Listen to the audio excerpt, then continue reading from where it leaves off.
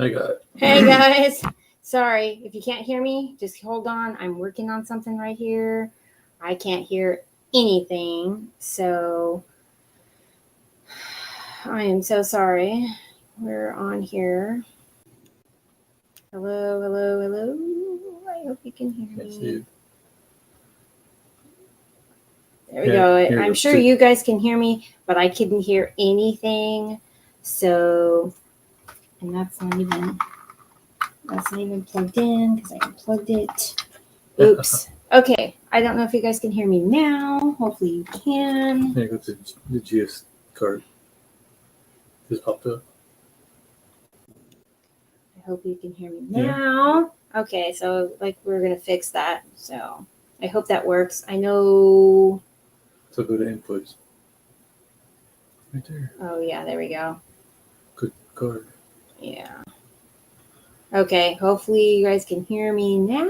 I'm so sorry. Lovely technology issues that I should have checked before, but we didn't anyway. So welcome. Happy Thursday. Right. So it's been a long day for you. It has been a long day for me. I've been up since, too early. It sounds like you've been talking a lot too, because your voice is like... Because I've been hot and I've been working 110-degree weather. Mm-hmm. Right. I'm a little dehydrated, so I've been sucking water. Right. That's yeah. Sorry, guys. So I'm a little tired. I worked to put a 12-hour day in and on hot 110-degree weather. So right. So we're probably gonna, smooth through this, especially when we want to keep your time is valuable. So we want to make sure that that's okay as well. So just let me check a couple things here. It's crazy day. I'm all together today, apparently. Right? We're always all together. All together. Just mentally challenged sometimes. Oh my goodness. Okay, let me see. Right? Okay, so you guys can hear us, I can see. So that's good. Right. That's all matters. Yeah. I'm so sorry, guys. Okay. No. Why does it do that? Yeah. I'm so sorry, guys. No.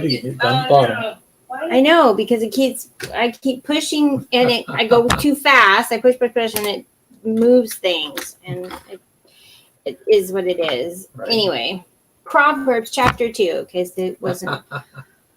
So this just goes to show we're on the right track, because there's so much stuff going on. It's crazy when you know you're on the right track, because all this other stuff that goes on to kind of prevent you from getting there. But you push on anyways. So here we are, pushing on. Yeah. So I'm flying by the seat of my pants as usual. Sometimes that's my best work, but today she's doing most of the talking because of my voice. So. Right. So Proverbs 2, basically is continuation of Proverbs 1, like we did from last week. However, Solomon is talking to his son. The chapter is mostly about the wisdom and how to find wisdom, what to seek for wisdom. I'm not going to go through verse by verse and go into deep detail. We just need to pull out a few things that are good and of interest, just the highlights of the chapter, and get some of the things that meaning, because like I said, I found some things in here that was like, oh, well, that makes sense. Why would they do that? Right. And again, understanding that the Bible itself was written by man, and King James version is crappy. I never read that one anyway. I didn't like it. But you got other translations that are closer to what the original text should have been done with, and it makes more sense. I like the New Living Testament. There's a couple other ones that I like as well that are really good, because I go back and I see, internet, you can find things really easy now. It's great. Right. So, everything's at your fingertips. Right. So Proverbs 1, 1 through 5 is basically talking about wisdom. He's Solomon, who is the writer of this book in particular. So, he's telling his son, in fact, in the first chapter, Solomon is speaking to his son and instructing him in the ways of wisdom, and he just continues that here in chapter 2. So when he's talking about it, like in the scriptures, he's talking about how receiving and the treasure. So receiving is accepting is paralleled with store up your treasure, and it's figure that implies that most teaching cannot be used immediately, but that some time will pass before education's effects are felt. So sometimes you take in, and then you start to experience, and I learned that, and so the wisdom starts to take effect at that point. You're teaching. Well, it was like school today. Mm-hmm. I mean, most kids that go to school, they don't use it right away. They do like, well, why do I have to use this? Like math. Why do I have to use math? Why am I learning this? It teaches you logic, how to think logically. Right. And there's certain kind of math that, I mean, like for us and what's happening, don't need to go into certain kinds of maths unless you're going into a specific field and you need that. Right. So. It's like you don't need calculus unless you're going into a field that needs that. Right. I'm not going to be a rocket scientist. Because I went to calculus and I don't ever use it. Most I use is trigonometry. Yeah, because of construction. Other than that, like geometry, trigonometry, and basic math. Mm-hmm. Let's see. She's learning. Yeah. Now I'm coming down because I'm dealing with verses 1 through 5 here. Right. And when it says in there about applying it in your heart, because it says, the search for it, as for hidden treasures, you will understand the fear of the Lord and find the knowledge of God. Blah, blah, blah, blah. Talks about applying your heart to understanding, and this implies effort. So it takes effort. Number 1, the heart must be applied to understanding. It won't happen by accident. This wisdom, discernment, and understanding must be sought out as if it were silver and hidden treasures. Right. And that, I think that's a good point. It must be sought out because, like, we are in a position of life where we're seeking out wisdom because we're going to mentors. We've got into programs to gain more knowledge. We're seeking out the wisdom. Right. And because we want to be accelerated quicker to a point that we want to be at. Yeah, I mean, and that's wisdom. So it has to be sought out like silver and hidden treasures. And I'm saying that there are people out there that just don't care. They don't seek it out. They don't do any of that. Well, they're happy where they're at. And that's fine. You can be happy where you're at. But the good Lord says, no, seek wisdom. Always move forward. If you're not moving forward, what are you doing? You're stuck in the mud. Stagnant. Right. And what are you going to do? How can you reach people if you're just sitting there? Mm-hmm. How are you going to help people out? How are you going to be that godly person that God wants you to be if you're just sitting at home not doing nothing? Right. Well, my stuff's good. I'll not do nothing. It's like, really? But your brain and your heart says no. You got to move forward. You have to seek that wisdom to help other people. Even if you just help people up by changing a tire. Sometimes God says change that tire because they don't know how or they need help. Mm-hmm. And that tire might have saved somebody's life. You don't know. Yeah, we never know. So in those first 5 verses that Solomon is talking to his son, he points out the different ways that you can seek out wisdom. And I thought that was pretty good. Receive, the words that he used is receive, treasure, incline, apply, cry out, lift up the voice, and seek, search. Those were the different ways that you could get wisdom. Right. And it's like, not just one way. There's multiple ways to get it. Oh, yeah. I mean, I think that's a little key or a little point, a high point. Well, you got to remember, too, when you receive wisdom, right? Sometimes you have to go through the valleys to get to the high points, right? Mm-hmm. But when you go to the valleys is when you're receiving. You're learning. Right, you're learning. That's the learning point. Right. And the treasures when you get to the peak. Mm-hmm. And then when you incline something, that means what? What is incline? It means you're inclined to do something. So what are you doing? Is you're learning, you're teaching yourself, or you're learning how to do something the easy way or the hard way. It all depends on how you look at it. And then you got to apply it. Mm-hmm. Well, like going to school, you learn. You took 12 years of learning. Well, now you got to apply it when you move out of school or move out of the house. Right. And so when it talks about here about when you're pursuing the wisdom in this way, you'll never be disappointed. And the search must be serious, strenuous. The way of wisdom is never revealed to triflers. So if you're just kind of here and there, right? The wisdom's revealed for those who are like serious and they work hard at it and they're searching and they're doing it. That's basically what he's saying. It's like owning a business. You got people who own business, people who want to own business, but people who just don't care. Right. But to own the business, you have to put out there. You put a 10, 16, 18-hour day in to make it work. You do whatever it takes to make it work. Otherwise, you're just an employee working for yourself or working for somebody. Well, and there has to be a willingness and desire to know.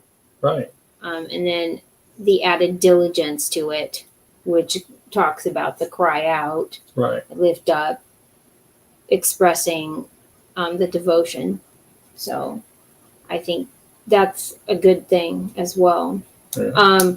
When it says the wisdom is like silver, us, we really like silver and gold, physical silver and gold. So this is kind of cool here because you know how silver, it refers to silver because it's mined and smelted as a precious metal.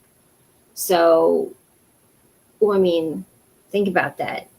You got to search it out, and then you got to mine it, and then you got to smelt it so the good stuff rises. You get the bad stuff off, and the good stuff is remaining. So, and Solomon is talking. Wisdom is like silver, right?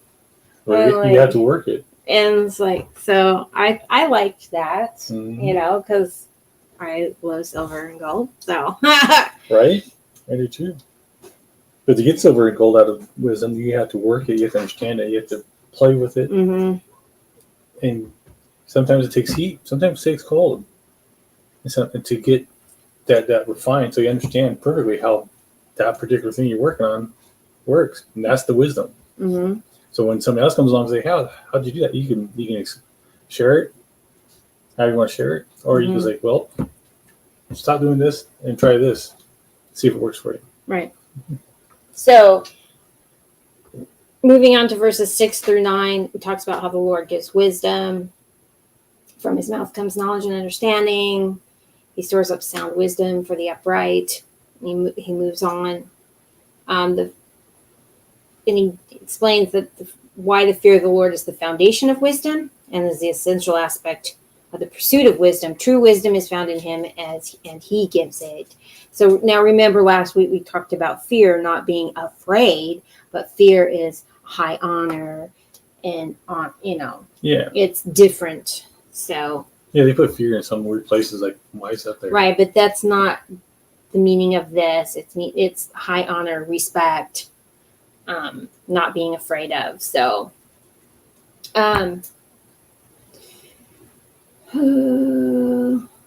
yeah.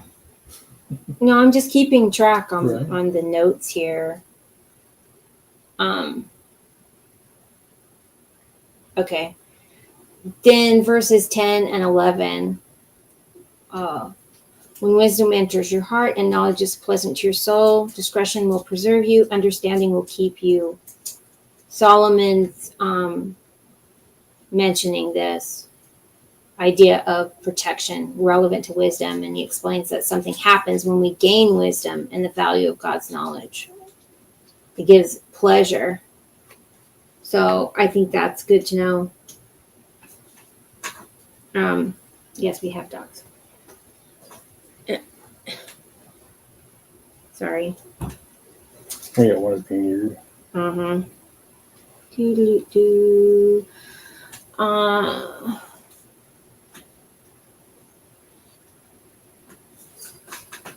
Okay.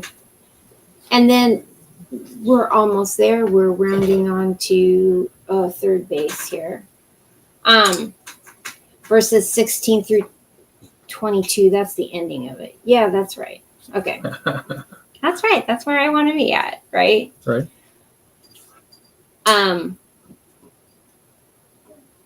In here it says, so verses 16 through 22, talking about the wisdom to deliver you from the immoral woman, from the seductress who flatters with her words, who forsakes and companion of her youth, and regrets the covenant of her God, for her house leads down to death, and her paths to the dead. None who go to her return, nor do they regain the paths of life. So you may walk in the way of goodness and keep to the paths of the righteous, for the upright will dwell in the land, and the blameless will remain in it. But the wicked will be cut off from the earth, and the unfaithful will be uprooted from it. Now I'm doing this because it's talking about a woman, immoral women. But when I was looking through this, he is specifically talking to his son about this, being trapped with immoral women, and how wisdom can protect him from this. And here's the thing: the immoral woman and seductress, those words specifically, the commentary that I'm studying from, these terms literally mean not that. They mean something completely different. Right. Okay? Immoral women and seductress. Take note of this. Immoral woman and seductress. In Proverbs 2, at the end of the chapter, the immoral woman and seductress literally mean foreigner or stranger. Now, if that doesn't change your thought of what this scripture is about, which tells me that it tells me a lot of things, but I'll let me get further in why I say that. Because both terms literally mean foreigner or stranger in such a context. So, and then it talks about the seductress who flatters with her words. So before Solomon described the immoral woman in another way, he wrote of her as a seductress who uses words to seduce. It's like the Song of Solomon. So it goes back over to that side. He knew the power of the female form, but there is also great power in the flattering words of the seductress. So flatters in this particular context, in this scripture, that particular word, it's coming from a root whose nominal derivative is used of David's 5 smooth stones. So it's a verb used literally only of making smooth, like metal. And that's like, so it's referencing Isaiah 41:7. It's also referencing Hosea 10:2 here as well, used metaphorically of a heart that is smooth. So the heart has been hardened up because. Yeah, so flatters is making smooth. So smooth talk. Are you understanding where I'm talking here? Right. The subtle appeal comes from flattery speech. The adulteress talks smoothly. An example of such talk is found in Proverbs 7, which we haven't gotten there yet, so it'll be revisited. The whole verse of Proverbs. We're talking wisdom book here. So it kind of changes the whole thing when you hear that. So to deliver you from an immoral woman, not necessarily that it's a woman. It could be speaking to us today, a stranger or some person who talks smoothly. If you don't have wisdom and you don't understand, you can get swayed away from the truth and from what you should, or from the path that you should be on. It doesn't mean just a woman. I'm talking about human person, stranger, or whatever that has smooth words coming out of their mouth that'll trick you. Right. So they like to speak half truths. Half truth is just talking smoothly and just trying to, right, make them look good. This get you to buy something that you don't want, or get you to. It can apply to a lot of things. Right. I mean, that's practicalities. wisdom can apply in practical living, practical life. If you have wisdom, you're going to be wise in how you spend things, how you act, what you do. I mean, wisdom applies to all aspects of life. And another way to look at it too is you have people who are book smart, and you have people who are street smart. Well, street smart is another word for saying wisdom, for being out besides books. Mm-hmm. So, we have to learn how to grasp onto wisdom, and that's what Solomon is trying to talk about. If you have wisdom, these things aren't going to hurt you, or not going to grab you, or not going to stray you away. Right. And that was the whole point there. That's why I thought it was pretty good. Right. That kind of meant something. So those are just the highlights of that chapter. Feel free to go through the chapter yourself. If you see something that you want to, present in there, pop in here in the chat and say something about it. By all means, start the conversation. And we have a chat that you can even just pop in there, and we'll respond. And other people may respond too and go, "Hey, I never knew that. Thanks for sharing," or whatever. That'd be awesome. So go ahead and do that. But that's what we have for tonight. That's chapter 2, and there you go. You want to talk about this? Oh yeah. Thanks for that. Talking about wisdom. Well, I guess when you're talking about, what I just talked about there. Right. About wisdom, that we can look at, I pulled this in, thought it would be cool, that we could look at every challenge, every bad emotion, every trigger as possible precursors to wisdom. Right. Let me repeat that for you.